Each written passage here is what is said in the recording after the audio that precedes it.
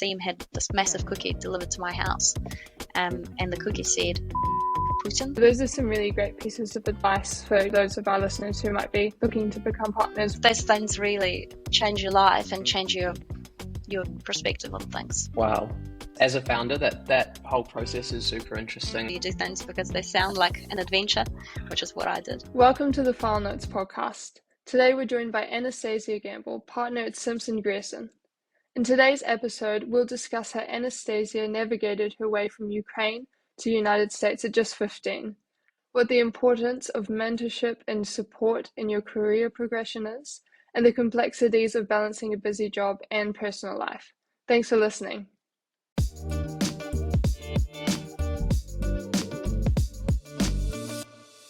Thanks so much for joining us, Anastasiya, and we're super excited to record this episode with you and to have you on. Absolute pleasure. Thank you for having me. Cool. So you were born and raised in Ukraine. Can you tell us a bit about what your experience was like, kind of early childhood and growing up there? Yes, yeah, absolutely. I was born in Soviet Union, in Ukraine, but when it was still part of Soviet Union back in the day. I come from the eastern side of Ukraine, which is closer to the border with Russia, the Donetsk region. And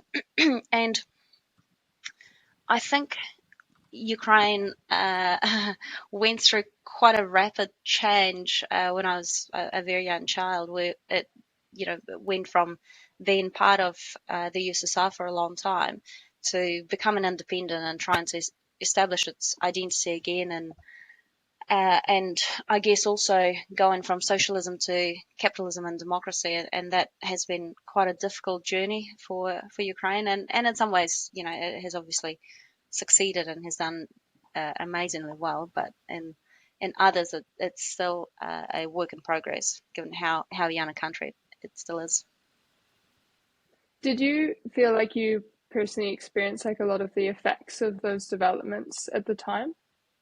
Yeah, absolutely. I mean, everyone was affected by it. So, my dad started a business when Ukraine first became independent, and it was the first time that he was able to do it, right? It was a time where we've gone from a country that was incredibly restrictive in terms of what you could and couldn't do, and how everyone was perceived, and, where you could travel and what things you could buy and all of that, to a country that basically became part of Europe, and all of a sudden you could do anything. So it's a massive change, but it's, I think in some ways it has given me a really good start, because I have seen that contrast, and I have lived through some of those challenges. Something I learned about in high school was, and this is going back much further, but was about, the horrible events where, the Soviet Union practically starved Ukraine and the people there in the early 1900s. And I wonder, did you hear stories about that stuff growing up? Is that something that kind of people in Ukraine still talk about? It's actually, I find it fascinating that you learned about it at school. That's great. I think a lot of the world doesn't know about it still.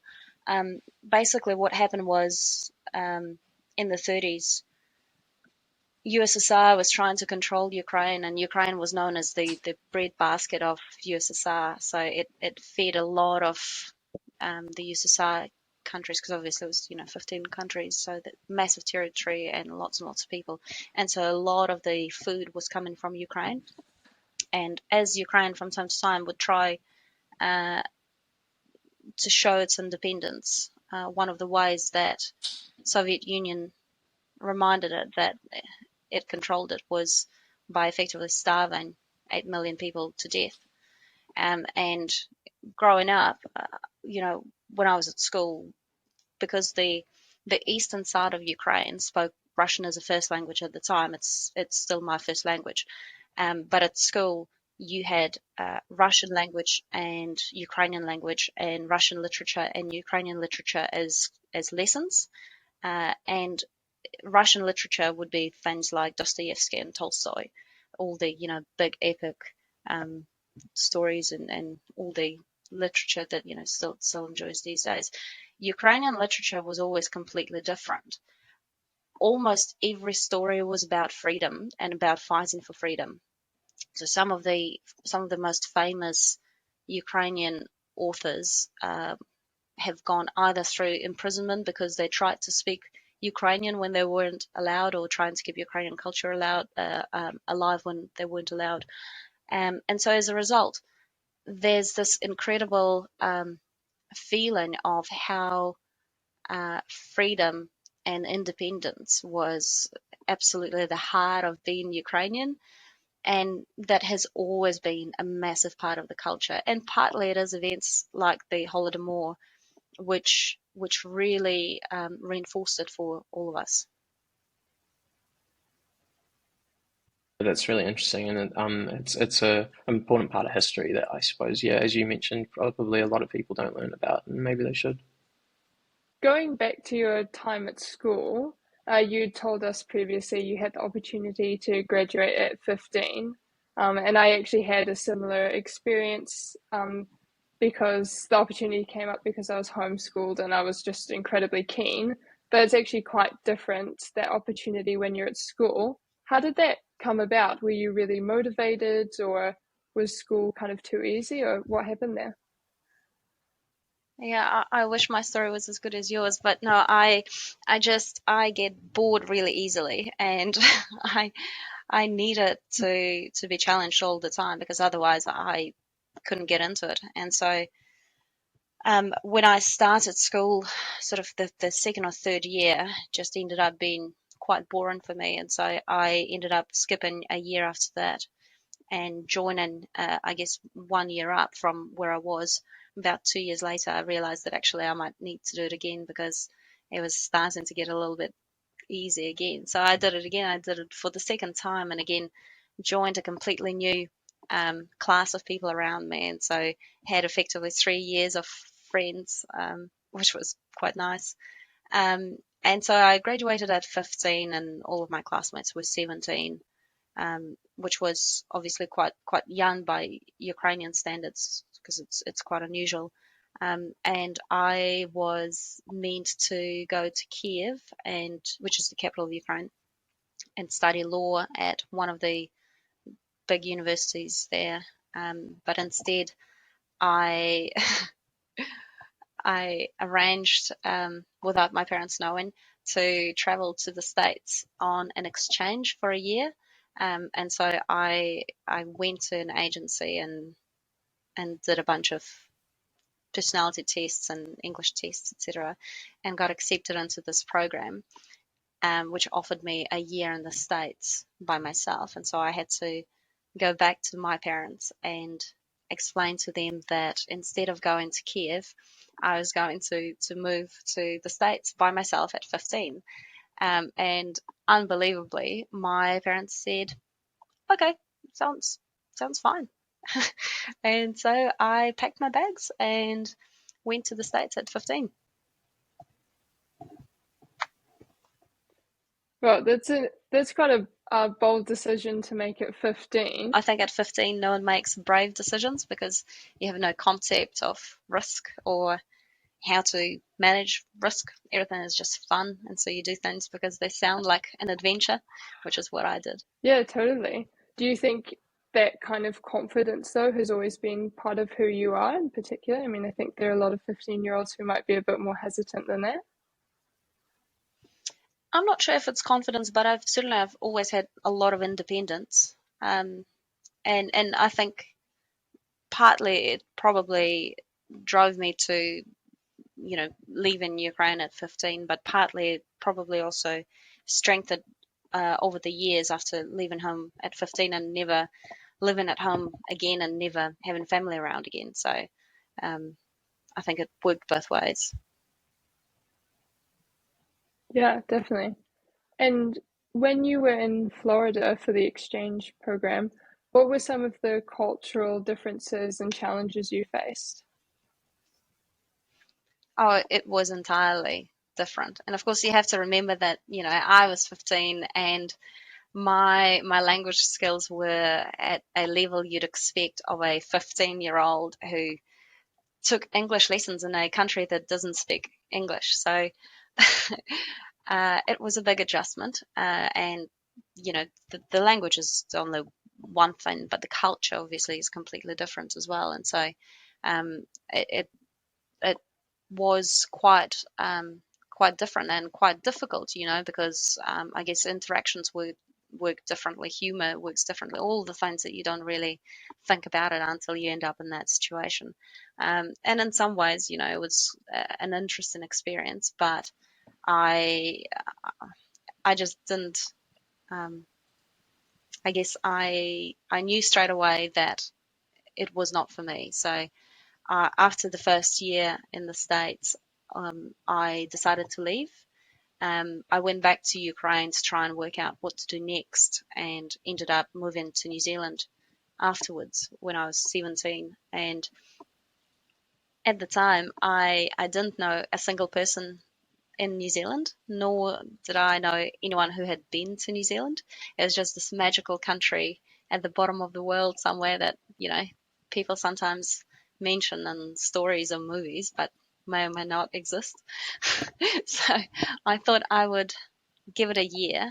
And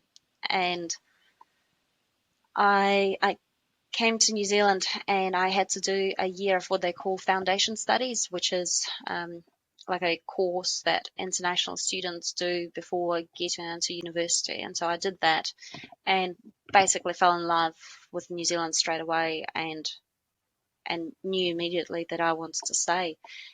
So after the first year, I got into Auckland Uni and I did my law and economics degrees, and basically stayed living in Auckland ever since. That was a long time ago. Yeah, well, that's an awesome story of ending up in New Zealand, and obviously Yeah, it's turned out to be hopefully as great as you imagined it to be. Um, better. from far away, I think New Zealand might feel like a far away kind of I don't know, unreal place to a lot of people. Yeah, What was definitely. your experience of law school in New Zealand like? Oh, it was really interesting. So I was at Auckland Uni, and I didn't know what kind of law I wanted to do, so I just did a very wide range of papers. And law school is quite theoretical, and so when I was just doing law school papers, I wasn't sure what it was going to be like in the real world. But halfway through my degree, I got a job in a small firm working as a, well, I guess a summer clerk or a law clerk. And I did that for 2.5 years while finishing school. And so by the time I finished law school, I actually had a pretty good idea of what it's like to work in a law firm, and I had experienced different types of law along the way, which really helped me decide what I wanted to do with my life.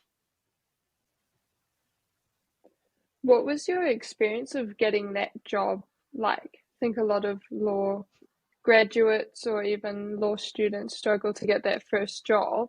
How was that easy for you, or what was your approach to that? Um, I wouldn't say it was easy, but I guess you just have to be prepared to be tenacious and put yourself out there. So what I did was I was in my third year of my 5-year degree, and as you know, and as your listeners will know, you only get into um, the big firm programs in your fourth year to do your summer clerkships. Um, and I didn't want to wait that long. So and again, you have to remember that I didn't really know anyone in New Zealand. I didn't know any lawyers. I didn't have any lawyers in my family, so I had no idea how it's meant to work. So I just I just thought, well, how do I get a legal job? So I printed 30 copies of my CV, and I went to 30 different law firms that I found in a phone book. And I would walk in and talk to the receptionist, and I'd go, "Hey, I'm looking for a job. Here's my CV. Here I am. If there's anything I can do or anyone I could talk to, I'd love an opportunity to do that.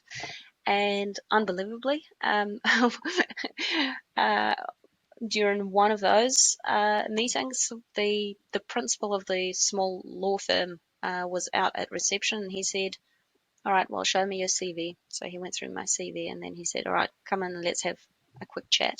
So we had a quick chat, and then he invited me for a formal interview, and then after that gave me a job, and that's how it started. That's awesome. Well, It's a pretty unconventional way to get a job now, I think, in a very digital world. What would your advice be to a student now who might be in a similar position, someone who doesn't know anyone in law, doesn't know how to get a foot in the door? I think it's all about just being resourceful and just finding a way to get there. So, I mean, what I did first before I printed up a stack of CVs was I sent a bunch of emails, but I never heard back. Or I heard back from firms that said, well, finish your degree and then come back and talk to me. And so, because I didn't stop there, and I thought, well, what else could I do? And I thought, well, actually, if I go there in person, it shows that I'm serious. It shows that I'm willing to put myself out there, and I'm really trying and looking for opportunities. And I think in my mind, it counted for something, and it obviously did to whoever employed me, right? So I think sometimes it's just about finding a way. There's a lot of ways that you could conventionally get a job, and they obviously work for a lot of people, but they don't have to, right? If you really want a legal job, have a look online, find lawyers who you think sound like someone you'd like to work for, reach out to them, connect to them via LinkedIn, write them a message to say, hey, I've been following what you've been doing in this particular area of law. I think, that particular piece of, I don't know, thought leadership was really interesting for these reasons. Could we catch up for a coffee?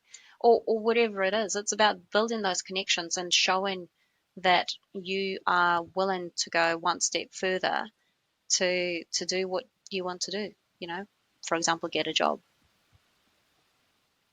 yeah, I think the level of tenacity that going through that process shows, and um, as well as, how you mentioned, just kind of jumping ship and moving to the US at such a young age, without much thought. I think those are really, I guess, positive signals for employers that maybe you'll bring those kind of skills to work as well. And that can be really helpful, especially when you're facing challenges at work and stuff like that. So I suspect that's really great advice for young people looking to become kind of legal professionals and get their foot in the door. Today's episode is sponsored by VXT, the phone system built for law firms. VXT integrates with practice management systems so that when lawyers make calls, their billable time and legal advice can be saved in the right place automatically. 20% of billable time goes unrecorded. A lot of that is phone calls that get forgotten about. Get some of those billables back using VXT. Go to vxt.co.nz or click the link in the description to find out more. Anastasia, now you're at Simpson Grierson and have been working with the team for over 8 years. What attracted you to the firm, and how's your role evolved over time? Good question. So my first job, the legal job I got while I was still at law school, was at a firm called Madison Hardy, and I had this wonderful principal. His name is Jeff Hardy, and Jeff had been a partner at Simpson Grierson for about 15 years, and then went out on his own, and so he started this boutique firm where I ended up getting my first job. And he was fantastic in terms of teaching me some of the basics and giving me opportunities to experience different types of law, and giving me really solid advice and coaching along the way, which was great. But I always told him that at some stage I would have to move to a big firm because I wanted to get some big firm experience. And he basically told me that I could only go if I go to Simpson Grierson. So I ended up having an interview with some of the Simpson Grierson partners here, and at the time I was choosing between Simpson Grierson and a couple of other firms, and basically my boss told me that I I was silly to even consider going anywhere else because there's only one firm. And so I took his word for it. And so I joined my current team, and I've been here for nearly 9 years now. And it's been fantastic. So my work is mostly transactional. I'm in the corporate team within the corporate commercial department at Simpson Grierson. And it's been definitely the right move for me in retrospect.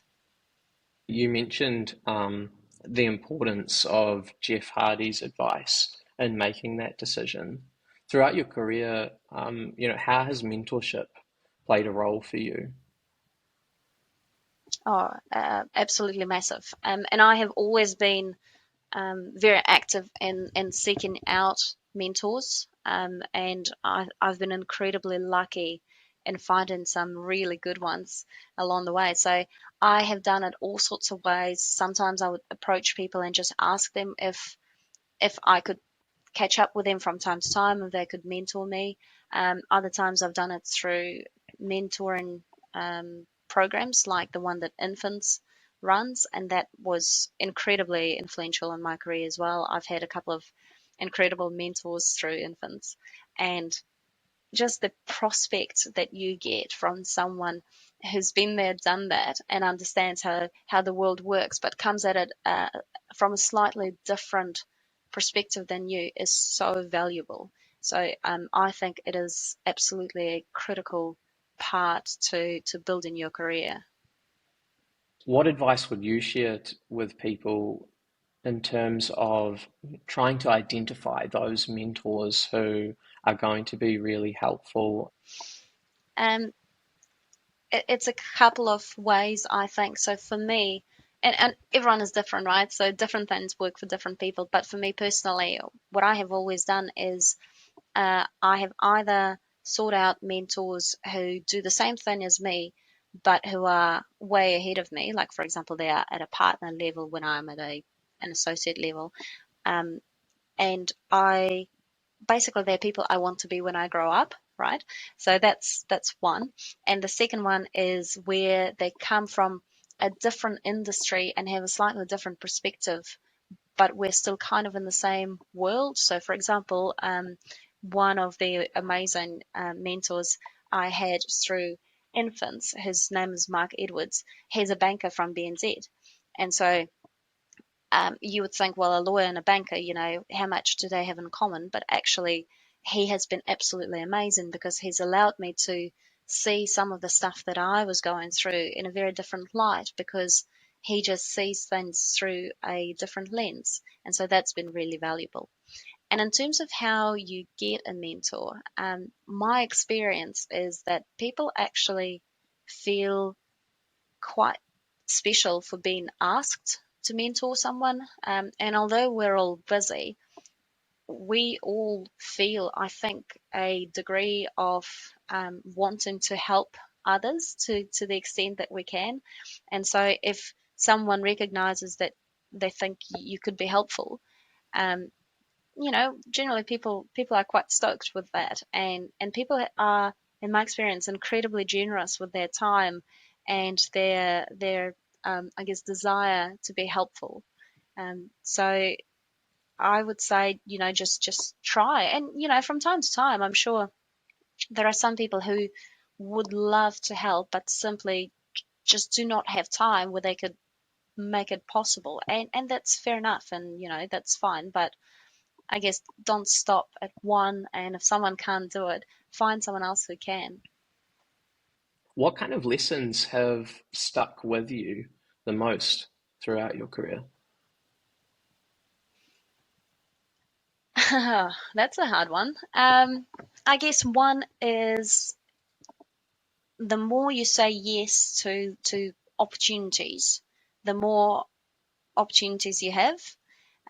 So if you are always keen and you're always enthusiastic about trying new things and putting your hand up for, any job that comes in or whatever it might be, um, I think in the end, people know that you're going to be keen for the next one. And so they think of you ahead of other people sometimes. And so by saying yes, you get more opportunities. And also sometimes you don't necessarily fully appreciate how much you're going to learn from a particular opportunity until you've taken it. Um, and so saying yes to as many things as you can, I think, is incredibly important, especially in the first few years out of law school when you first start your career. And I guess it's not just specific to lawyers, because I imagine it's probably equally applicable in your world, Luke. To your point, some of the most important lessons that I've learned have come from experiences that I didn't necessarily expect to be really valuable. And so, yeah, I think that's really true. Yeah, absolutely. The next thing I think that's really important is just bouncing back and being really resilient, because we all have bad days, that's just the nature of the world. But having the ability to bounce back and show up no matter what's happening is really important. And I think it's one of the key differentiating factors that I have noticed among the people that I have admired along the way. They haven't necessarily been successful from the start. A lot of the time, they've had to, just get up lots and lots of times after being knocked down, and as long as you do, it, that's what counts. Yeah, and you talked about the job hunting process before, and it sounds like resilience was really important there, right? Of course, people are going out and applying to all sorts of places, um, and getting rejected a lot. No matter um, if you're, no matter what kind of qualifications you come from, you'll always face those kinds of rejections, and it's really important to be able to take those punches in the face and keep your smile wide, I guess. Yeah, absolutely. I think it's one of the critical lessons, really. Not just in job hunting, but I think life more generally, because there will always be things that don't go the way you hope they would. But as long as you keep trying, eventually you just maximize your chances of things going well. Whereas if you give up, there's no more chances. Yeah, exactly. So you mentioned before your practice involves a lot of transactional work, mergers and acquisitions. You have kind of clients who are in private equity, overseas investors. Could you walk us through the stages of a typical project you'd be involved in, from kind of inception to completion, um, highlighting your kind of specific role at each step? Yeah, absolutely. Obviously, every transaction is different, but to give you a flavor, so say, for example, one of our existing clients will call us and say, hey, I am looking at this particular asset in New Zealand. Um, a lot of our clients are based overseas, and they might say, can you prepare me an NDA so that I can approach the seller and engage with them and get some initial information? Or it might be a competitive process, in which case, or some initial document which explains at a high level what the business is all about and how it's performing. And then they will approach us and say, right, I am interested. I've had a high level look at this business. I am going to uh, put together an offer to take to the sellers.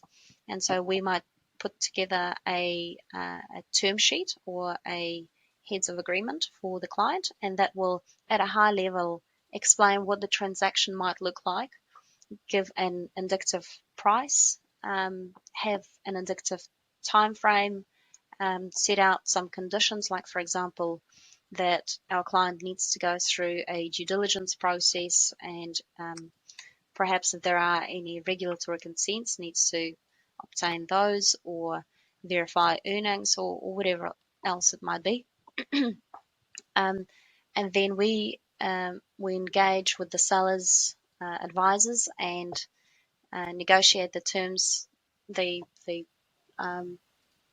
term sheet, or NBIO, which is the non-binding indicative offer. And then once the term sheet or NBIO is signed, usually the diligence process starts. So the diligence process is the intense period where your client is trying to learn as much as they can about the business that they're looking to buy. And so we will do the legal diligence. We'll have tax advisors, financial advisors, depending on the type of the business and the industry that they're in. You might have some specific commercial advisors or some special advisors that are relevant to that industry, reviewing certain parts of the business. We then compile our legal due diligence report, which we provide to the client, which sets out the issues that we have identified, any solutions that we might propose, like, for example, to the extent something needs to be solved before the transaction documents are signed, perhaps that needs to happen first. Or if there needs to be a condition to the transaction, then we might suggest that, etc. Then we'll prepare a sale and purchase agreement, and whatever other transaction documents you need to make the deal happen. So, for example, if our client is buying less than 100% of the business, then there might be a shareholders agreement, for example, or there might be additional documents. And we negotiate those with the seller's advisors. And then once the documents are signed, we work towards completing the conditions. Obviously the conditions range depending on the deal, but one of the common conditions for the deals that we do is Overseas Investment Office consent. So a lot of the time we have to prepare OAO applications to allow our client to buy the particular asset. And then once all the conditions are satisfied, then we proceed to closing, which is where, I guess, all of the relevant documents are exchanged, the money is paid, and the business becomes the purchasers. And then typically from completion, there will be a few tidy ups that need to happen, and then taking the business forward, there might be some work for us in terms of integrating the business into our client's business, or assisting them in certain ways. Like, for example, if they want to replace their employment agreements or whatever else there might be in the business that they think that they need to change going forward.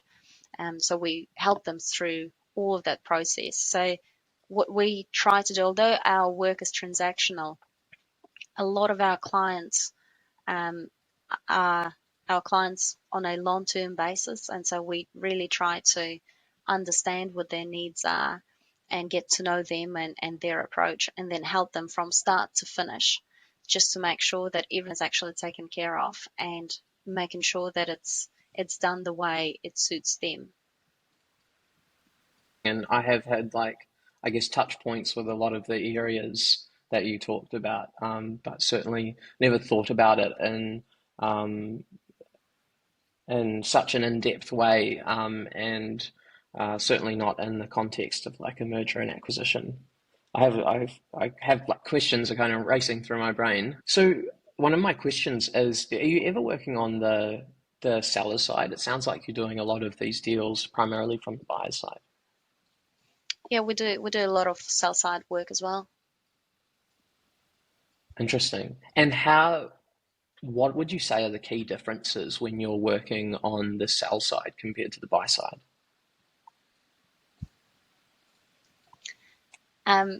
It depends, but one of the fun things about working on the sell side is sometimes we actually helped our client acquire the asset in the first place.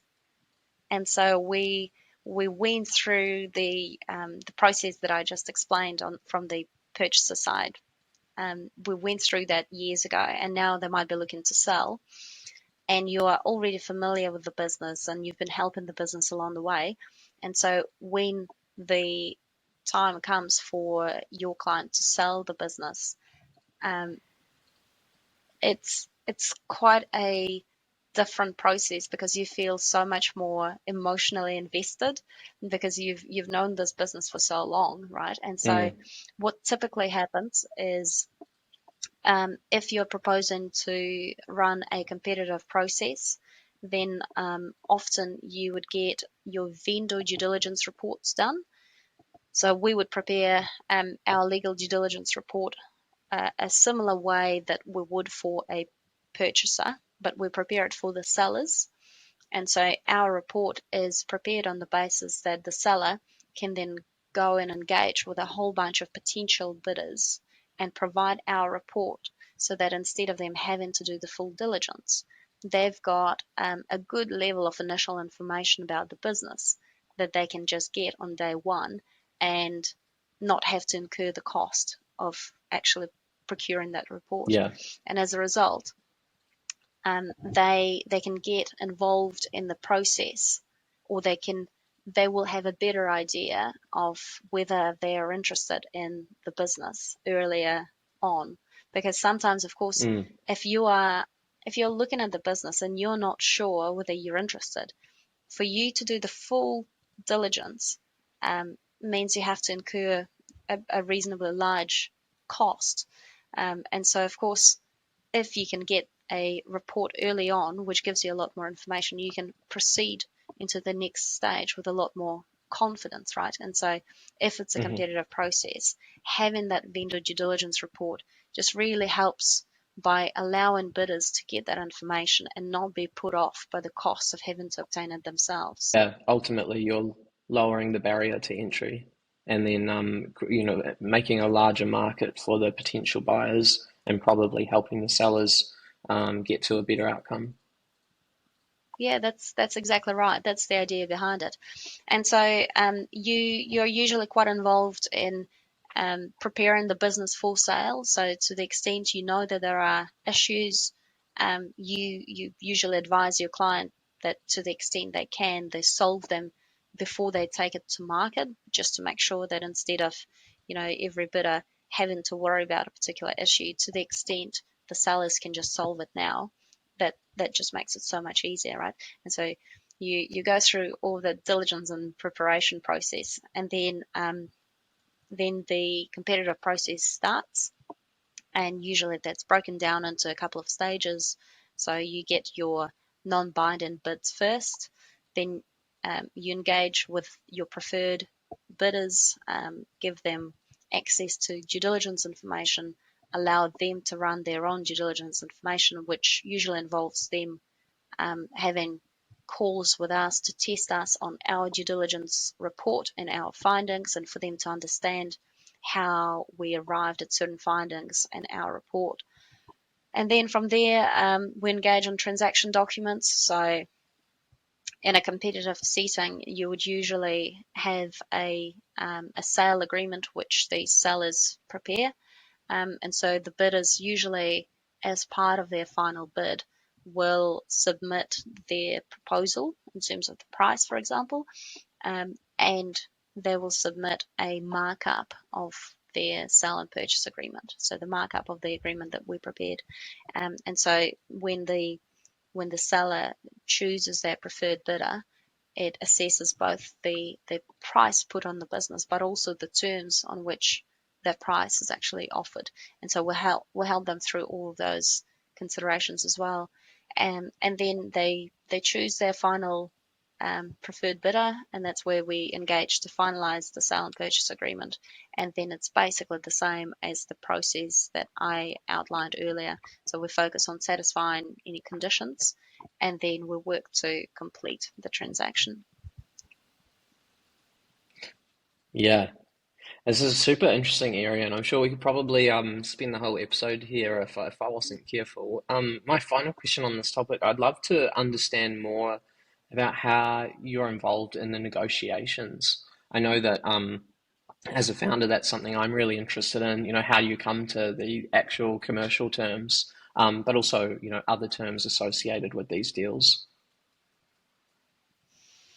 Yeah, no two deals are the same, and a lot of it depends on um, stuff that's going on in the background. So, for example, if it's a competitive process, the purchaser who really wants an asset might be prepared to put up with terms that it would never normally accept in a different setting, right? Or a seller who really needs to sell might be able to agree to terms because they have to, which they would never otherwise take. So I guess where we bring value is really twofold. One is we can help our clients by telling them what the market terms are. So, for example, when say you are looking to sell your startup and the purchaser comes and they say, "Hey, I'm going to buy your business, and here are the terms." And you look at the terms and you have no point of reference of whether it's reasonably standard for the industry or completely out of step. You talk to someone who does lots of deals, whether it's, commercial advisors, financial advisors, or legal advisors, they will look at those terms and they'll go, this is standard, this is not standard. And in New Zealand and Australia and the UK for that matter, market standards are reasonably well developed in terms of, I guess, what you would expect to see in a particular setting or in a particular context. And so we can help guide you through whether something is just so different to what you would normally accept that, or would the market sees as reasonable, that you should just push back, or whether something, although on its face it might sound a little bit unusual, whether it's so standard that you have to accept it. The second thing that we do is we coach you through the negotiation itself, and I guess help you understand which terms matter and which terms don't. So a lot of the terms are pure commercial decisions. They're not legal decisions, but we can help you work out whether something is such a theoretical risk that it doesn't matter, or whether something is quite tangible and you should really hold on to. And sometimes, when we have negotiations of the sale and purchase agreement, it will be done between lawyers before it goes to, I guess, the wider lawyers plus clients if it needs to. And so we tend to solve a lot of those issues on the phone with other lawyers on the other side.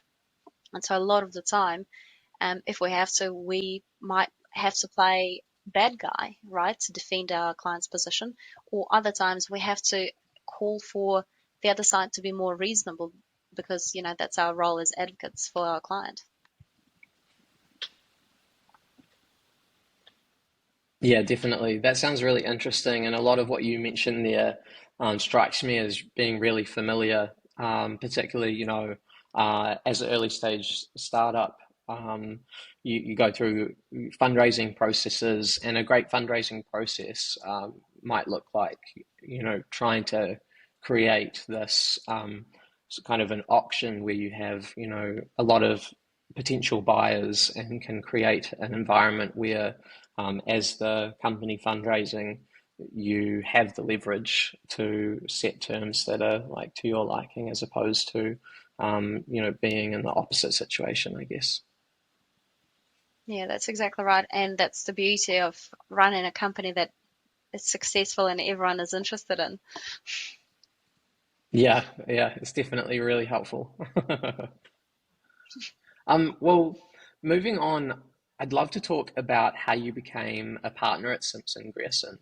I know the nomination process is often described as being really intense and time consuming. Could you tell us a little bit about kind of how you became a partner and what that process looked like? Yeah, absolutely. So I started at SG as an associate, and in my first performance review, our senior partner, Peter Hinton, said, if you wanted to be a partner, you could be a partner. And I thought, oh, okay, no pressure. And, and I guess partly it's a recognition of how good a team I've always been in, because they are just incredibly supportive. And so I guess over the years you have a lot of conversations about whether you want to be a partner, and if so, what's the right time for that. And I am in my home team. I've got 3 other partners, and we are a very close knit bunch of people, and we share a team between us, so we're all one team effectively. And so I have always been really close with them, and so over the years I have talked to them about my dream of becoming a partner. And so every step of the way they would mentor me and tell me what I needed to do and what I shouldn't do. And I guess a couple of years out, those conversations become a little bit more serious, and I guess you start having more more tangible targets in mind as to what you actually need to do. And of course, you know, you train for a really long time to be a good lawyer, um, and everyone expects you to be a good lawyer, because no bad lawyer would ever make partner in a good firm. But that's not enough. And so there are all these additional skills that you didn't necessarily hear about when you were back at law school that become more and more important. And so all of a sudden you actually start focusing on things like profile raising and business development and client management and team management and all of those things. And uh, and I guess, all people are different, and for some people they really enjoy it. I love that side of it. I love the business side to being a partner. Whereas other people, for example, find the business development side, or having to manage the business side, not actually what they want to do, because they just love the law and they want to be really good lawyers, and that's absolutely fine because everyone's different. But for me, because I knew that this is what I wanted to do, I put effort into learning about things that I needed to understand, and so I had targets in mind in terms of what I needed to do to become better. I was really proactive in terms of I guess raising my profile internally within the firm, just to make sure that everyone knew who I was, because I was this random girl who came from a different firm, and no one knew me when I first started. Um, and then I guess once it all becomes more serious, there is quite a detailed process that you go through, because of course you have to remember that in a partnership everyone is liable for each other, and so this whole relationship is really built on trust. And so as a result, you have to be really, really careful about making someone a partner, because of course you all of a sudden they become part of your business, part of your life, and you are liable for their mistakes and they're liable for yours. And so as a result, that process is about as hard as you imagine it being. So you have to convince a lot of people that you are the right person, and that the business will be better with you being a partner than you not being there. And so there's a little bit of time spent just having those conversations. I have been incredibly lucky and privileged, because I've got a very supportive firm and very supportive partners. And because I've been in the firm for a long time, everyone knows me pretty well. So I've got really good relationships with a lot of partners. But having said that, even for me, when I went through that process, there were some partners who were based in different offices around the country and were doing a different type of work. And so our paths had never crossed naturally. And so it was a really nice excuse for us to catch up and actually spend a bit of time together and get to know each other. And that process was really, really good. And then I guess the final step of this whole process is at the partners conference, you're name gets put up to a vote, and then partners have to vote. And it's in a good firm, it's almost always, if not always, unanimous. And so it was luckily unanimous with me, because that's how we vote. And here I am. I love it. That's super interesting. I have a few questions. Number one, what's a partners conference? Well, so once a year, and I don't know, other firms might be different, but for us, once a year we get together and have a couple of days, usually off-site, to really go into the depths of what's been happening in the business, what's happening next, what we need to be aware of, what do we need to learn about, what are the next critical steps in the business. And so it's a 2-day conference with all of your partners together, where all of those decisions are made and all of those discussions take place. And one of the most important decisions, of course, at the partners conference is making up new partners. And this year we had our partners conference in August, which was my first, and so I got to experience it from the other side, and that was a fascinating experience. I bet that can be a bit of a fun party at times as well. You touched on really the kind of longer journey about becoming a partner. Of course, a lot of people have ambitions to become a partner at a law firm, and you touched on really professional development and the good fortune of having a firm and leaders who check in with you throughout your career and want to understand what your ambitions are and want to help you understand what it takes to reach those ambitions and put opportunities in front of you to accelerate towards those goals. I'd love it if you could talk to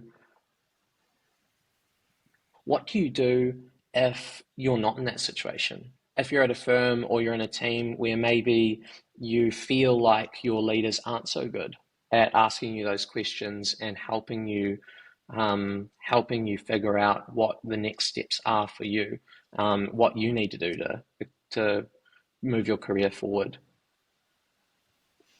I think it depends on why they're not more proactive. So it could be because they just haven't done it before and they just don't think about it. In which case, the onus is really on you to be proactive, and you have to come to them and you have to tell them what your goal is, and you have to ask them to help you, and you have to ask them to give you more tangible goals that you need to achieve along the way. And you kind of have to, I guess, you are responsible for having to do that. Now, I was very lucky because I'm in a team which is very active in, I guess, future-proofing and making really good people up. And so I guess I didn't have to fight for it the way you would in a firm where your partners had never done it before and wouldn't naturally think about it. Now, the other reason why they might not be doing it is because they either don't want to do it, or they don't want you to be the next partner. In which case, if it's one of those, I would leave, because, and we're all different, but this is my very strong view. You becoming a partner is a two-way relationship. You need to want to be in the firm, but the firm needs to want you to be in the firm. And if the relationship doesn't work equally both ways, it just does not work. And so if you are in a firm where you're doing really excellent work and you should really be given opportunities, but you are not, whether it's because they don't see you as the right person for the role, or because their attitude is just not to make up any more partners, for example, then you're kind of wasting your time, right? Because they're not going to change their mind, and even if they did, you have to ask yourself whether that's the kind of partnership you want to be in, right? Because everyone wants to be in a partnership where they feel supported and where they can support others and fully trust them and really feel like it's a give and take, and it's natural, and it's almost like a little family unit, right? And if you're in a relationship with your partners and you're not sure whether they want you to be there, well, why stay? For your soon to be fellow partners to say, hey, I'm really happy for this person to join our firm as a partner, like what would those top 3 questions be, and what do good like model answers look like? Okay, I think question number 1 is, will this person get me sued? The answer has to be no, because if the answer is maybe, then they should never make them up. The next question is, will they be a positive influence on the firm? Are they good for the culture? Are they good for their team? Are they supportive? Are they the type of person you want to go and get a beer with? If they're not, no matter how successful, how good they are, if they're more destructive to the firm, it's a waste of time, right? Because their negative impact will always be bigger than whatever work they can bring in. And then thirdly, provided they satisfy both those first 2 questions, so they get 2 ticks, the third one is, can they bring in work?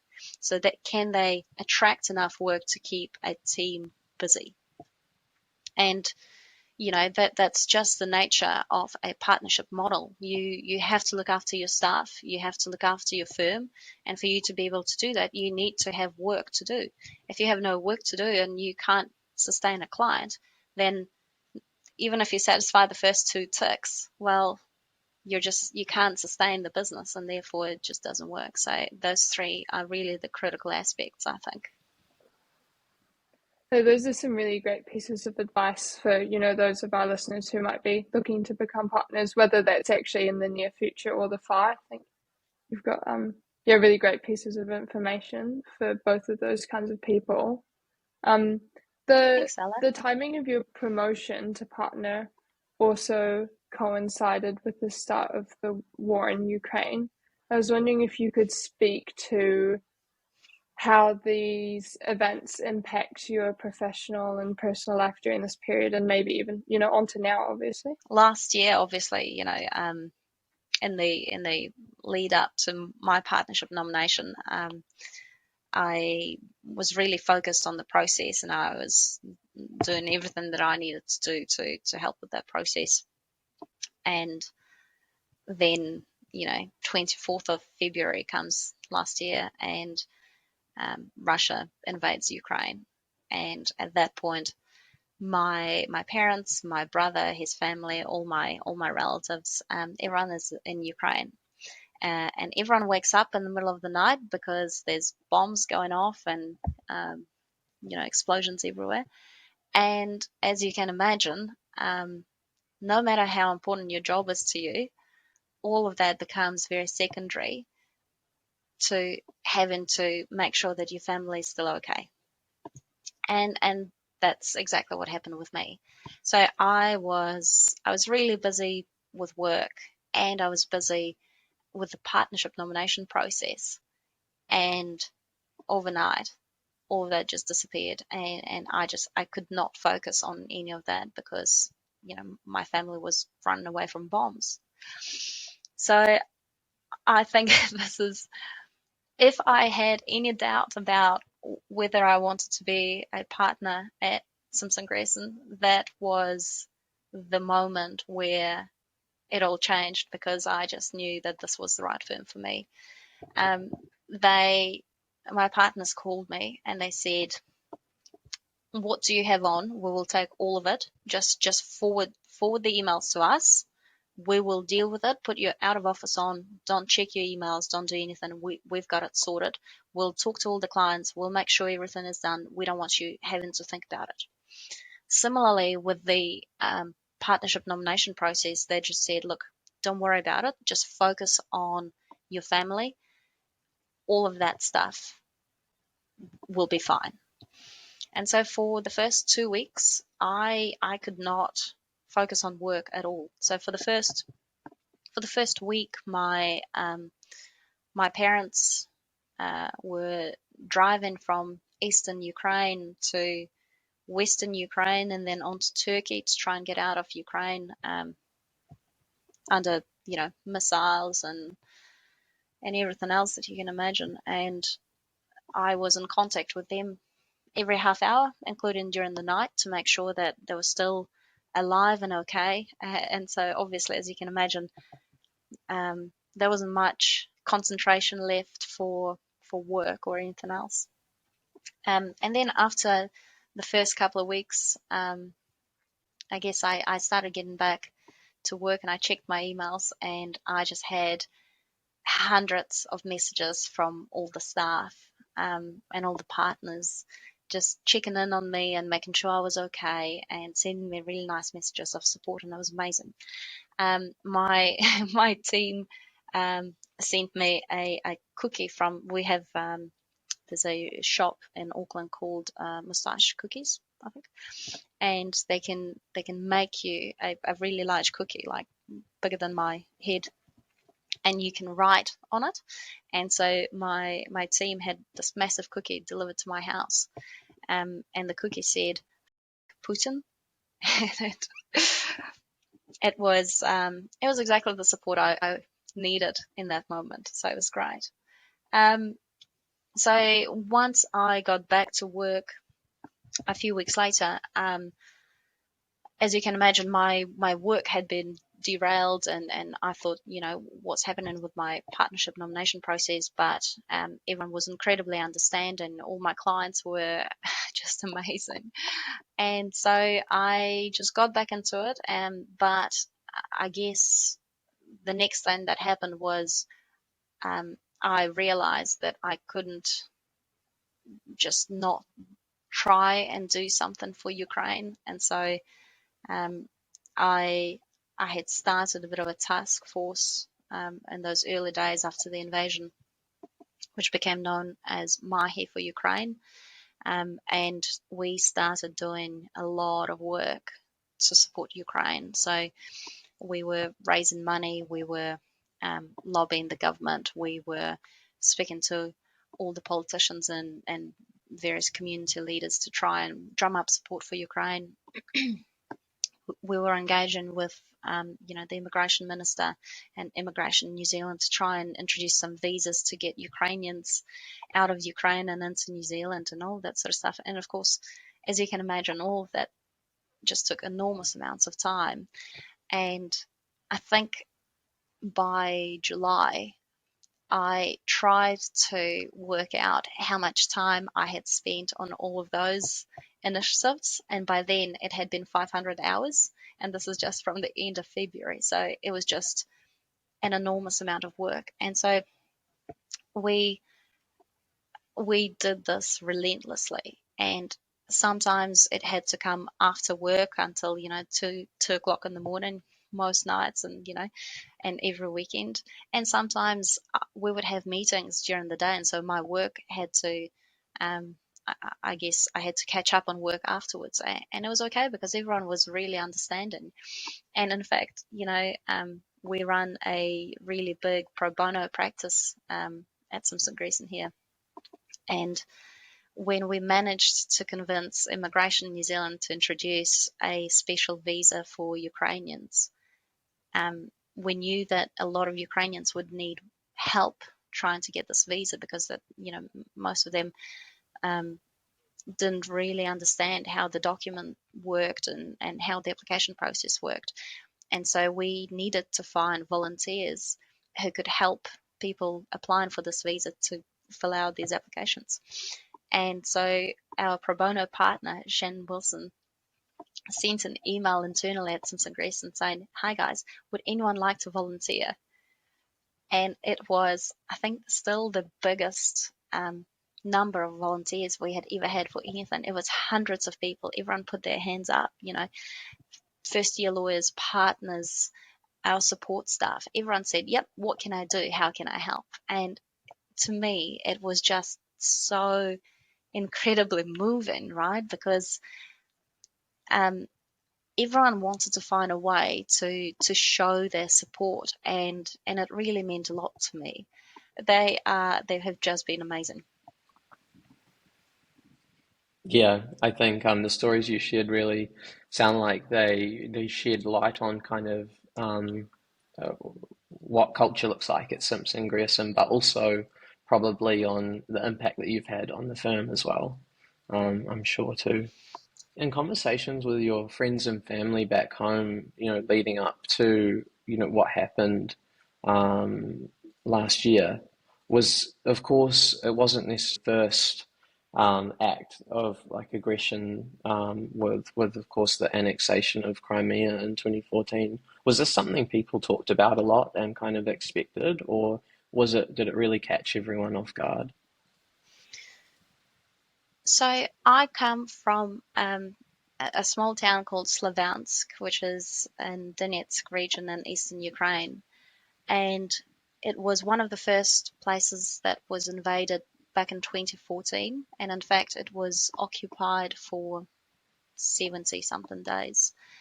And it was largely destroyed as a result. And so my family lived through it, and I lived through it from here at the time. And so we all knew that it could happen. We all knew what could happen. But I was talking to my family days before the full-scale invasion last year, and they still thought it wasn't going to happen. So they had prepared just in case. They had all their essentials packed in the car, and they always made sure that their gas tank was full. But they didn't believe enough to leave, and I tried to convince them, but they just didn't think it was real, because they had been living through 8 years of aggression since 2014. They just tried to say, well, this is our life, at any given time we know Russia might invade, but they usually don't, so it will probably be fine. And so unfortunately, it meant that although they were prepared to a degree, it still meant that they were in Ukraine when it happened. And as a result, my brother was conscripted, and he's been with the army, or first the territorial defense, as they call it, and then the army, since the start. And so being being male and being under the age of whatever it is, 60, 65, he can't leave Ukraine. And so his family's there with him. I can't imagine how it'd feel having someone as close as like a sibling be in that situation every day. There there have been some very difficult moments, and in fact, last year, so when my brother first got conscripted, he was working at a checkpoint in Western Ukraine, and he was relatively safe, and it was okay. And then at some stage, he called me, and he was being sent to the front lines in eastern Ukraine. And he's an IT developer. He had never fired a gun in his life, so all of that was just beyond anyone's comprehension. And so he called me during his evening, which was during the day here, and I'll show this to you. I ended up getting really distressed, as you can imagine. I was having a call with my brother, which I thought might be my last call with him, because they had to turn their phones off before jumping on the train. And I ended up, me and one of my teammates walked down to a liquor shop, and I ended up buying a bottle of whiskey, because I felt I just might need a little bit of help coming down. and you'll notice it's still unopened. Yeah. So, so I never ended up opening it, but I guess it was probably one of the scariest experiences of my life, and I'll show you this as well. Now, just behind my screen, I have a picture of my brother in his uniform.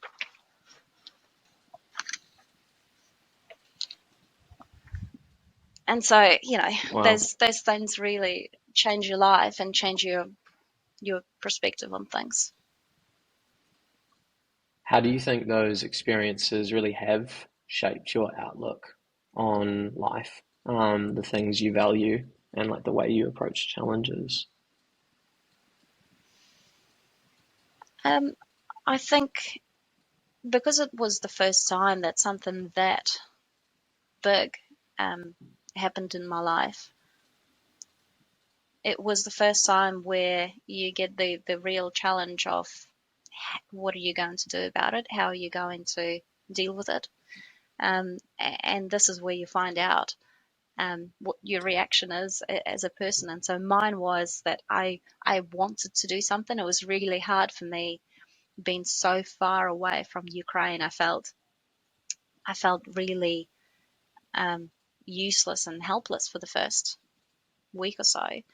And so I realized that for me to feel, I guess, to help me deal with it for my own sake, I needed to do something. And so that's, how I started all of these initiatives to try and help Ukraine. We ended up raising $200,000 for various causes for Ukraine. And, we've done stuff which I'm really proud of when it was really difficult, and it was the only way that I could see that I could deal with it. So I guess that really helps you learn something new about yourself in terms of I guess having to deal with something that big. Yeah, definitely.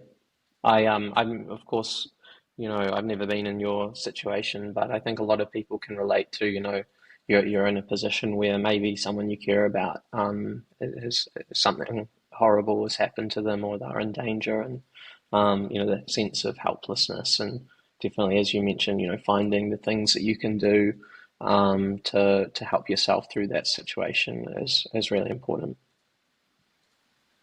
Yeah, it's finding things you can control. Yeah. That's definitely a big part of it. Well, thank you so much again for joining us, Anastasia. It's been a pleasure having this conversation with you. For our audience out there, if people are interested in connecting, how can they reach out to you? What should they go and take a look at? So I am on LinkedIn under Anastasia Gamble, with a really funny spelling of Anastasia. Sorry. Also, you're always welcome to send me an email. So if you just Google Anastasia Gamble, my Simpson Grierson profile will come up, and that has my email address. So feel free to flick me an email. Fantastic, and we'll include those links in the description of the episode. Perfect. Thank you. Thanks so much for joining us for this episode of File Notes. To keep up with the latest episodes and content, follow us on LinkedIn and YouTube at File Notes Podcast. You can also visit us on our website at vxt.co.nz/podcast/file notes to subscribe to our email list and never miss an episode. That's vxt.co.nz/podcasts/file notes. See you there.